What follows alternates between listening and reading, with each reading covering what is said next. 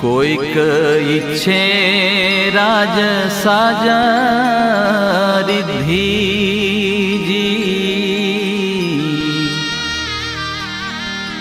કોઈક ઈચ્છે સુરપુર પ્રસિદ્ધિજી,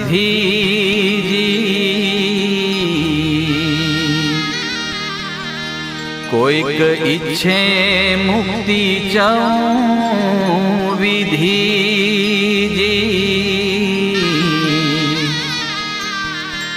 એમ સુખ સારું સૌએ દોટ દીધીજી,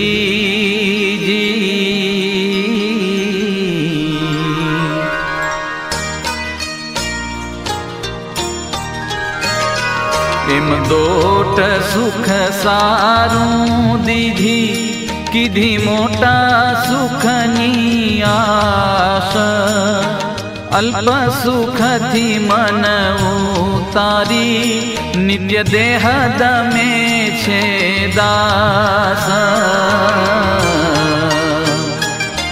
સહે છે સંકટ શરીરમાં, ફળ મળવા સાંધી છે ફાળ, જાણ્યું રીજવી જગદીશને, પામું અભય વર તત્કાળ, તેહ સારું તાવે છે તાનને, રે છે મનમાં મોટી આશા, કઈએ રાજી કરું કૃષ્ણને, કઈએ પામું સુખ વિલાસ,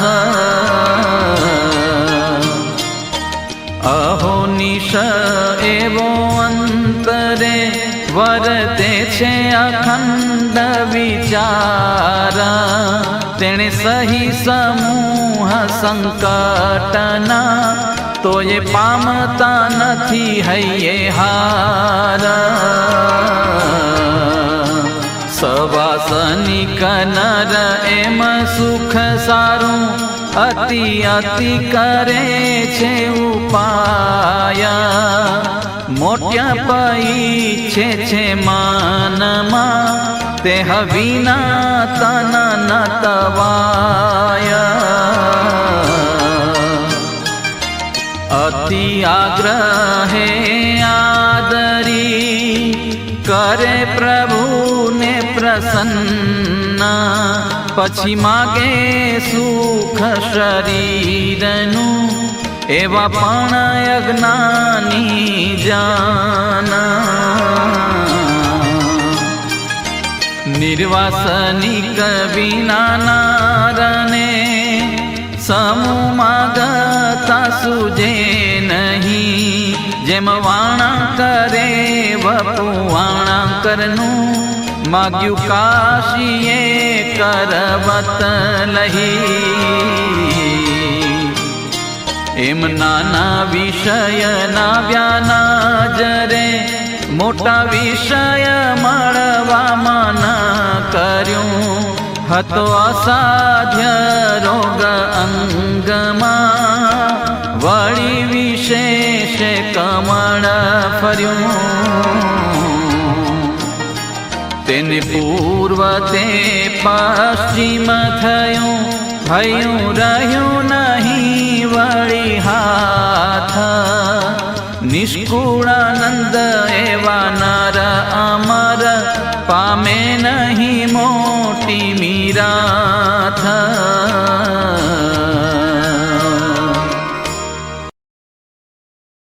જય સ્વામિનારાયણ. વતનામૃતનો મુખ્ય મુદ્દો જ હતો ઇન્દ્રિયોને જીતવે કરીને અંતકરણ જીતાય. તો ઇન્દ્રિયો અને અંતકરણ જીતવાના શા માટે?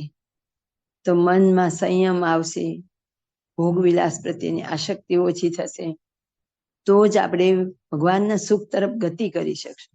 એટલે અહીંયા આપણને એક સાર સિદ્ધિ એટલે બધી સિદ્ધિઓનો સાર. તો ત્યાં આપણને ચેતવે છે કે આપણે મોટા ભાગે 99% તો હશે જ સકામ ભક્ત, અને દરેક મોટા મુક્તોએ કોઈ કીર્તનમાં, કોઈ કથામાં બધે કીધેલું જ છે કે સકામ ભક્તને દેવ બનાવે, કા મનુષ્ય લોકમાં ફરીથી જન્મ મળે, કા દેવ બને. ગમે એટલું સાધન હોય, સકામ ભક્તની છેલ્લામાં છેલ્લી ભૂમિકા પણ મૂળ અક્ષર, એ પણ સકામ ભક્તની ભૂમિકા છે. ત્યાં સુધીની પદવી મળે સકામને, પણ એકાંતિક કે પરમ એકાંતિક કે અનાદિમુક્તની સ્થિતિ ક્યારેય થાય નહીં. નિષ્કુળાનંદ સ્વામી આપણને ચેતવે છે, કોઈ ઈચ્છે રાજ સાજ સિદ્ધિ, કેમ કે કોઈ ભગવાનનું ભજન કરે છે પછી એની ઈચ્છામાં, દરેકની ઈચ્છામાં ફેર હોય. ધારો કે આપણે ભણવા બેઠા, પછી બધાનું ધ્યેય જુદું જુદું હોય. કોઈને ડોક્ટર બનવું હોય, કોઈને એન્જિનિયર બનવું હોય, કોઈ આર્ટિસ્ટ બનવું હોય, એના પણ ક્લાસ હોય, એની પણ કોલેજો હોય. તો ઘણી વાર એવું હોય, આર્ટિસ્ટ હોય ને એને આવક બહુ જ ઓછી થતી હોય, પ્રમાણમાં એન્જિનિયર, ડોક્ટર કે એવી પદવી કરતા એને આવક ઓછી હોય. તેમ છતાં એનો અંદરનો શોખ છે, એટલે એ લોકો એ રસ્તો પકડતા. એમ અહીંયા આપણે ભગવાન ભજીએ છીએ, પણ લક્ષ બધાનું એક મૂર્તિ રહેતું નથી. વાચ્યાર્થ તો છે, ઈચ્છા પણ છે કે મારે મૂર્તિ મેળવવી છે, પણ જે આમ એને આપણે વળગી રહેવું જોઈએ, તટસ્થપણે, એ આપણે તટસ્થપણે વળગી રહેતા નથી. તો શું કરીએ છીએ ભગવાન ભજીને? તો કે કોઈને રાજ જોઈએ, કોઈને સાજ, એટલે ધન, વૈભવ, દોલત, આ સંસારના સુખ અને રિદ્ધિ સિદ્ધિ જોઈએ છે કોઈને. કોઈક ઈચ્છે સુરપુર પ્રસિદ્ધિ છે, એટલે કોઈને દેવતાના લોકમાં સ્થાન પામવું છે, ઘણાને સ્વર્ગની ઈચ્છા હોય. કોઈક ઈચ્છે મુક્તિ ચૌવિધિ. પ્રથમના 43માં વર્તમાનમાં મહારાજે કીધું કે ભગવાનનો ભક્ત છે તો ચતુર્ધા મુક્તિને પણ ન ઈચ્છે. 4 પ્રકારની મુક્તિ ઈચ્છવાની પણ ના પાડી દીધી છે. તો શું ઈચ્છે? તો કે એક મૂર્તિના સુખ સિવાય બીજી કોઈ જ ઈચ્છા નહીં. અને એટલે માસીએ આપણને આ બધાનો સાર કાઢીને એક જ કીર્તનમાં આપણને દરરોજ પ્રતિજ્ઞા લેવડાવી, તમારી મૂર્તિ વિના મારા નાથ બીજું આપશોમાં. જો મળતું હોય ને આપો, એમ નહીં. અહીં તો ચોખ્ખી ના જ પાડતા માસી આપણને દરરોજ પ્રતિજ્ઞા લેવડાવતા કે બીજું આપશોમાં, આપશોમાં. એમાં આગળ કે કરો ઇતર વાસના દૂર રહે, તો કે બીજી બધી વાસનાઓ છે ને મારી, એ દૂર કરતો. પણ કેવું થાય છે? આપણે વાચ્યા પોપટિયું જ્ઞાન, નિયમ છે, મા બળવંત માયા તમારી જાય સડસડાટ. શું માંગીએ છીએ એમાં આપણે વિચાર કરીએ. દરેક કીર્તન કે કોઈ પદ જયારે આપણે ગઈએ કે સાંભળીએ, ત્યારે એક ચિત્ર ખડું થવું જોઈએ. તો એ ચિત્ર પ્રમાણે આપણને ખબર પડવી જોઈએ, આ તો શબ્દ સાથે આપણું મન ક્યારે જોડાણું જ નથી હોતું. બાર એ શબ્દ બધા ઇન્દ્રિયો વાપરી નાખે છે. રાગ સરસ હોય, કોઈને ગાતા સરસ આવડતું હોય તો વખાણ કરી દે, બહુ સરસ ગાયું, કાં તો કે કીર્તનના શબ્દો કેટલા સરસ છે, પણ એ લક્ષ્યાર્થ ખબર નથી પડતી કે આહા આટલી મોટી વાત કહી દીધી. તો અહીં એમ કે છે કે સુખ સારું સૌએ દોટ દીધી છે. તો શું કરીએ? જો આટલું કામ થઈ જશે ને તો હું ચાલીને આટલી જાત્રા કરીશ. ઘણા તો કે દંડવત કરતા કરતા હું અહીંથી અહીં દર્શન કરવા જઈશ. તો કોઈ એમ કે હું આટલી માળા કરીશ, આટલી પ્રદક્ષિણા કરીશ, આટલું દાન પૂન કરીશ. તો બધું કરી કરીને શું રડી લીધું? તો કે આ લોકની ભૌતિક કોઈ પ્રાપ્તિ આપણે કરશું, સરવાળે મૂર્તિનું સુખ સુધી તો પહોંચવાના જ નથી. તો આ વાત એક સમજમાં નથી આવતી આપણને. અને એવું જીવનમાં વણાઈ ગયું છે કે સહેજ નાની તકલીફ એટલે એમાં એવું છે કે સુખ ને દુઃખી તો આપણું મન નક્કી કરે છે કે આને સુખ કહેવાય ને આને દુઃખ કહેવાય.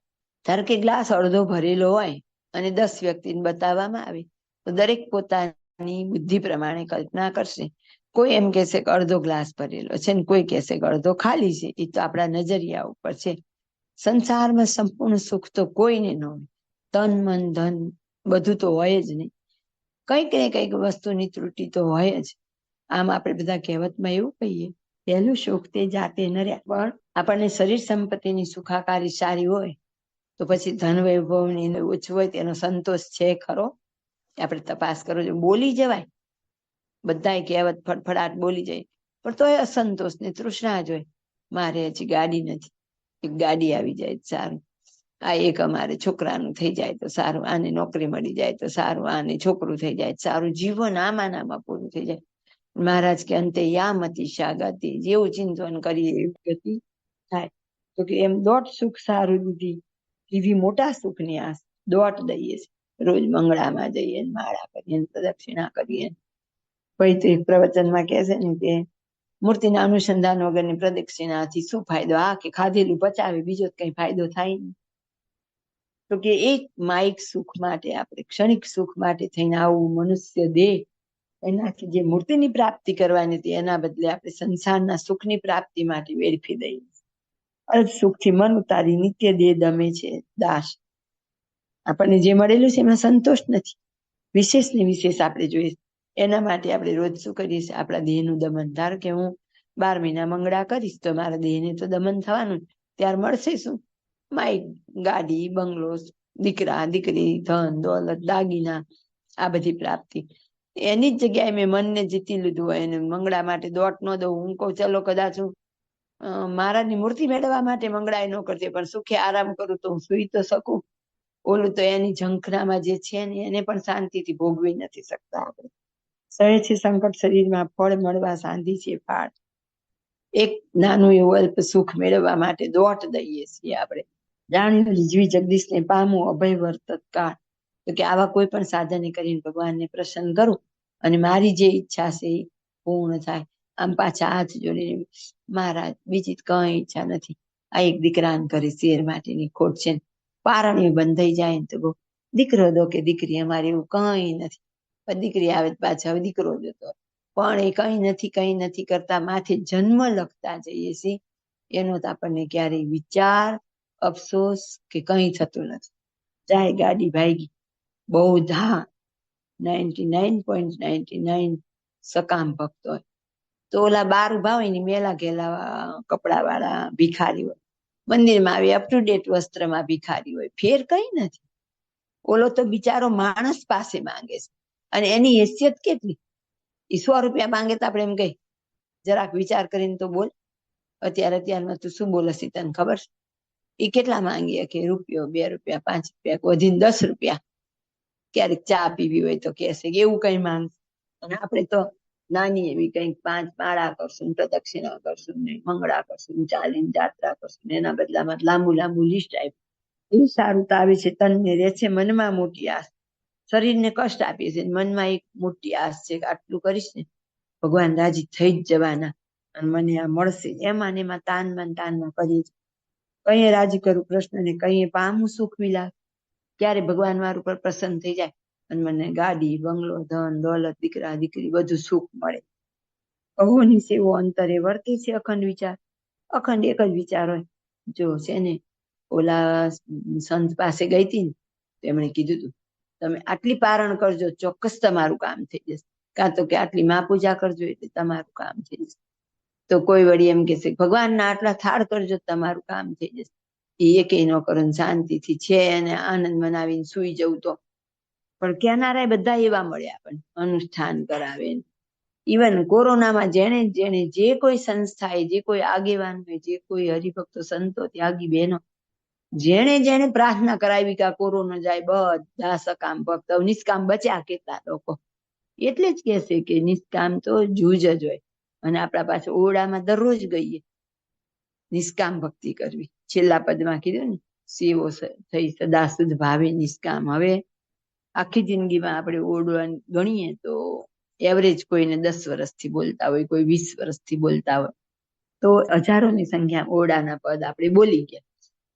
તોય ખબર નથી એ ભક્તિ તો નિષ્કામ કરવાની. બધું જ પોપટિયું જ્ઞાન. એને સહે સમૂહ સંકટના તોય પામતા નથી અહીંયા. સંકટના સમૂહ એક નહીં તો કે તોય પાછા અહીંયાથી જે હિંમત છે ને આપણી, જે વિચાર કે આ તો મારે મેળવવું ઝંખના, એનો તો આપણે એમાં તો હાર માનતા જ. સવાસનિક નર એમ સુખ સારું અતિ કરે છે ઉપાય. પછી એક જગ્યાએથી એને નહીં મળે તો બીજાને બતાવશે, ત્રીજાને બતાવશે, દોરા ધાગા કરાવશે. કોઈ કહેશે કે તમને શનિ નડે છે, મંગળ નડે છે, આની વીંટી પહેરો, નાના જાપ કરાવો ને આ મહામૃત્યુંજય કરાવો. કે જે કઈ આ તો વાત છે કે આપણને શિક્ષાપત્રીમાં એમ કીધું નારાયણ કવચ અને હનુમાન ચાલીસાનો જપ કરવો. પણ શિક્ષાપત્રીને આપણે બરાબર ધ્યાનથી જોતા નથી. જયારે ભૂત પ્રેત આદિનો ઉપદ્રવ થાય ત્યારે કીધેલું. આપણે એમને મેં કરી લઈ, ભવિષ્ય થાય નહીં તો આપણે જ નક્કી કરીએ છીએ કે મારી દ્રઢતામાં ખામી છે. મને એમ છે કે ભવિષ્ય થાય નહીં એટલે હું પાઠ કરું છું, તો મારી દ્રઢતામાં એટલી ખામી છે, મને વિશ્વાસ એટલો નથી. તો આપણે એવી રીતે કષ્ટ સહન કરવા તૈયાર છે, પણ કરીએ છીએ શું અંતે? તો કે આ લોકના માઇક સુખ માંગીએ. મોટપ ઈચ્છે છે મનમાં તે વિના તન ન તવાય. એને એવી મોટા થવાની મોટપ છે એટલે આટલું તનમાં એ કષ્ટ સહન કરે છે. અતિ આગ્રહ આદરી કરે પ્રભુને પ્રસન્ન. પછી પરાણે ભગવાન જોડે સરતી બધી પ્રેમ. મહારાજની 108 વસ્તુ તમારા થાળમાં બનાવી, તમારે મને આ દર્શન તો દેવા જ પડશે. એ મહારાજને આપણે મજબૂર કરીએ, કાં તો મોટા મુક્ત હોય એની પાસે જઈને વારંવાર આપણી તકલીફો ગઈએ. પછી નાના મોટી ગમે તે તકલીફ છે એટલે આપણે વાત કરી એટલે સકામ થયા ને ત્યાં આ વાત સમજવી જ પડે. પણ આપણે સમજવા તૈયાર નથી. આમ તો સહન કરવું કેવું ઈ પણ આપણને એની ખોટ દેખાય ત્યારે સહન કરવું લાગે. સમવર્તવું જોઈએ. જે પણ પરિસ્થિતિનું નિર્માણ કરેલું છે મહારાજ ચૈતન્યના ઉત્કર્ષ માટે મહારાજ અને મુક્તોએ કરેલું છે, અને એનો સહજ સ્વીકાર કરવો. આનંદપૂર્વક જે બીજી પ્રાપ્તિ આપણને થયેલી હોય તો એમ જોઈએ મને જો ભગવાન ભજવામાં ક્યાંય કોઈ નડતા નથી, મારું શરીર મને નડતું નથી, તો એ બધી જે આપણને પ્રાપ્તિ છે એનો આનંદ હોવો જોઈએ. પણ હજી આપણને ભૌતિક સુખમાં આનંદ મનાય છે ત્યાં સુધી એના રોદનામાં જ સમય કાઢી. એ રોદનામાં મેં મારી 5 વાક્ય બોલીને એનર્જી તો વેસ્ટ કરી ને, અને એક ભગવાન પાસે મારો અસંતોષ એ વ્યક્ત તો કર્યો ને. ત્યાં સંતોષ તો આપણે ગુણ કેળવવાનો, સહનશીલતાનો ગુણ કેળવવાનો છે. પણ આપણને ખબર નથી કે આપણી એક તકલીફ રજૂ કરીને આપણે સીધા સકામ ભક્ત બની ગયા, એ આપણને ખબર જ નથી રહેતી. એટલે આમાં કેવું હોય, આપણે જાગતા ઊંઘવું હોય. આટલા બધા વર્ષથી આપણે સત્સંગ કરતા હોઈએ એટલે આપણને ખબર હોય જ છે. પણ આ કુટુંબ મારું, દીકરો મારો, પતિ મારો, એ બધાની સુખાકારી માટે હું માંગ્યા કરું. પાછા આમ પ્રેમથી બેન જ બોલતી હોય. પણ હવે દીકરાને આટલી તકલીફ હોય તો આપણે કેવું તો પડે ને. કેટલાય તો વળી એવી ફિલોસોફી ચાડે કે મા બાપને નહીં કહીએ તો કોને કે હા, એક છે કે સકામ થવું હોય તો બીજા બધા દેવો પાસે કેમ થયા કરતા જો થવું જ હોય તો મહારાજ પાસે થાવ. પણ એટલી જ ગાંઠ વાળો ને કે થવાનું જ નથી. જ્યાં સુધી થવું હોય તો હું અહીં થઈશ, ત્યારે એક ઓપ્શન હશે એટલે મન તો ઓપ્શન સ્વીકારી જ લેશે. અને એન કે આપણે વાતમાં આપણી જે તકલીફ, એ લાગતી તકલીફ, કીર્તનોમાં પણ આ વાત કીધેલી છે કે સુખ ને દુઃખ કોણ નક્કી કરે? મન. એક મકાન મારી પાસે છે અને એકાએકી પડી જાય એવા ખબર આવે અને ઘરમાંથી ખબર પડે કે તો આપણે કાલ જ વેચી દીધું, તરત આંસ થઈ જશે, હાય સારું થયું આપણે સમય રહેતા વેચી દીધું. ત્યાર પછી બીજી વ્યક્તિ આવે કે અરે કાલ સવાર સોદો થયો તો પણ સાંજે કેન્સલ થઈને બાનું પાછું આવ્યું હતું. તો એ જ વસ્તુ દુઃખદારી બને. કેમ બદલાઈ ગયું? પરિસ્થિતિ એક જ હતી, પણ મનને મારું ને તારું થયું ત્યારે દુઃખ થયું. હર્ષ શોક માન અપમાન રાગ દ્વેષ આ બધાથી પર થવાનું છે, સમવર્તવાનું છે. ત્યારે એક જ નિશ્ચય કરીએ કે મહારાજે જે પરિસ્થિતિનું નિર્માણ કરેલું છે મહારાજ ચૈતન્યના ઉત્કર્ષ માટે મારા હિતમાં છે, અને આનંદપૂર્વક એ પરિસ્થિતિનો સ્વીકાર કરવો. ત્યારે આપણે સાચા ભક્ત કહેવાય. નિર્વાસનિક વિના નરને સમૂહ માંગતા સુધી નહીં. જ્યાં સુધી આપણી અંદરથી વાસનાઓ નીકળી નથી ત્યાં સુધી માંગતા પણ આવડે નહીં. કારણ કે જ્યાં સુધી મને એ બધા ભૌતિક સુખોમાં રાગ છે અને કોઈ પૂછશે એટલે ફટ દઈને બોલાઈ જશે, કારણ કે અંદર એ ભરેલું હતું. લેકિન અન્ન એવો ઓળખા, જેવા વિચાર એવો સંકલ્પ. અંદર આપણી અંદર જે હશે તરત રજૂ થઈ જશે. સંકલ્પ થશે એ જીભ ઉપર આવશે અને તરત રજૂ. આટલી થોડીક મારે આટલી તકલીફ છે પણ પતિ ગયું એટલું બોલીએ એટલે આપણું કામ ગયું. જેમ વાણા કરે બપુ વાણાકરનું માંગ્યું, કાશીએ કરવત લઈ. પેલા બધા કાશીએ જઈને કરવત મૂકતા શંકર ભગવાન પાસે. પોતાની ડોક ઉપર કરવત મૂકવાની હોય એટલે તમારી જે ઈચ્છા હોય એ પૂર્ણ થાય. વાણા કરી એટલે વણકર જ્ઞાતિ મોચી સંદર્ભ એ નહીં કહેવાય. તો કે એને જઈને માંગ્યું, શું માંગ્યું? તો કે એમ ભગવાન, આપણે મહારાજ બોલીએ એમ કે મહારાજ હું તમારી પાસે અમારું એને આને છે ને કમળ અર્પણ કહેવાતું, તો કે હું અર્પણ કરું છું, પણ બીજી વાર મને દેહ દો ને તો મને વણકરનો દેહ દેજો. માંગી માંગી તો એ તો હતો જ, તારે શું કામ દીધું તે? આપણે અજ્ઞાની દેહ તો છે જ, અને આ જન્મે મારી દીકરો નથી, દીકરી નથી, ધન નથી, દોલત નથી, બંગલો નથી, ગાડી નથી. મેં માંગ્યું બીજા જન્મે આ દેહ તો આવવાનો જ, પ્રારબ્ધ ભોગવવા દેહ તો મળવા નથી, આ વખતે હતો જ. અને બીજા જન્મે મારે એ તકલીફ ભોગવવાની જ છે, કારણ કે એ મારું પ્રારબ્ધ છે. ત્યારે વળી સકામ થઈ તો ત્રીજી વાર ચોથી વાર, પણ એક વાર સારંગપુરના 11માં કીધું કે આ 5 સાધન સિદ્ધ નહીં થાય. તો નિત્યાનંદ સ્વામી કીધું કોઈ એક નહીં થાય તો કે ત્યાં સુધી એને મનુષ્ય બનાવશે, એમાંથી દેવતા બનાવશે, વળી મનુષ્ય બનાવશે, વળી દેવતા બનાવશે. એમ વારંવાર મનુષ્ય અને દેવતામાં જન્મ આપશે. અંતે પણ પહેલા કયા એવા 5 સાધન સિદ્ધ કરી નિર્વાસનિક થશે, ત્યાર પછી જ અક્ષરધામને પામશે. મહારાજ તો બોલતા ભલા નમ તો સુનતા ભલા, એટલે આપણી કોઈ પ્રગતિ થતી નથી. એમ નાના વિષય ના આવ્યા, નજરે મોટા વિષય મળવા મન કર્યું, હતો અસાધ્ય રોગ અંગમાં, વળી વિશેષે કમળ કર્યું. એક તો મારે અંદર વિષય વાસનાની તૃષ્ણા રૂપી રોગ તો હતો જ, અને એમાં મારું માથું ફેર્યું. મેં વળી પાછી મહારાજ પાસે માંગણી કરી, એટલે વળી હું તો ગઈ. એક તો વિષય વાસના ટળશે નહીં, કારણ કે જ્યાં સુધી વિષય વાસના ભોગવતા રહેશો ત્યાં સુધી આપણને એમાંથી મન તો ઉખડવાનું નથી. એટલે એક તો રાગ વધી ગયા, અને પાછો ઉપરથી મારી ઉપર જન્મ લખાણો એ તો જુદો. તેને પૂર્વ તે પશ્ચિમ થયું, હયું રહ્યું નહીં હાથ. પૂર્વ દિશા હતી ને પશ્ચિમ બની ગઈ, એટલે કે એને દ્રષ્ટ જ બદલાઈ ગયો. ભગવાન સન્મુખ જતા હતા, એના બદલે પોતે પોતાના આ દેહે કરી અને બીજો દેહ માંગી લીધો, તો એનો આખો રસ્તો બદલાઈ ગયો. અને હયું રહ્યું નહીં વળી હાથ. હયું એટલે હૃદયમાં એને શું કરું છું શું નહીં સૂઝ જ રહી નહીં, અને એને આખો રસ્તો બદલી નહીં. નિષ્કુળાનંદ પામીની મોટી મીરા. એવા નર કે દેવતા કોઈ પણ હોય, અને જે આવું માંગે એ ક્યારેય મોટી સંપત્તિ, એટલે કે ભગવાનની મૂર્તિના સુખરૂપી સંપત્તિ એને ક્યારેય પામશે નહીં. વારંવાર આપણે એવો લઈએ છીએ મુદ્દો સકામ નિષ્કામનો. દરેક મુક્તો સંતો બધાએ કીર્તન ગાયા કે વાત કરી, એમાં બધે જ આ વાત લીધેલી જ છે, સાંકળી જ લીધી છે કે ભક્તિ કરવી તો નિષ્કામ. નિષ્કામ ભક્તિ થાય ક્યારે? જ્યારે વાસનાઓ ઓછી થશે ત્યારે. પછી આપણે થોડોક આ પ્રયત્ન કરશું, સમજણનું અંગ કેળવશું એટલે થશે, પણ વાસનાઓથી ભરપૂર એવું મારું ઇન્દ્રિયોને અંતકરણ વાળો દેહ એ કેવી રીતે નિર્વાસનિક થશે? ત્યારે નિષ્કામ ભક્ત ત્યારે જ બનાવી જ્યારે નિર્વાસનિક થવાય. તો નિર્વાસનિક થવા માટે ઇન્દ્રિયો અંતકરણના આહારને શુદ્ધ કરવા જ પડે, મનને સમજણપૂર્વક કેળવવું પડે, અને પાછું વાળીએ ત્યારે મહારાજ અને મુક્તોની કૃપા ભેગી પડે, અને આપણો જે પ્રયત્ન છે એમાં આપણને સફળતા મળે, અને મહારાજની નિષ્કામ ભક્તિ તરફ ધીમે ધીમે આગળ વધીએ એવી મહારાજ અને મુક્તોના ચરણમાં પ્રાર્થના. તમારી વાણીને વિરામ આપું છું. બોલવામાં કઈ ભૂલચૂક થઈ હોય તો માફ કરશો. જય સ્વામિનારાયણ.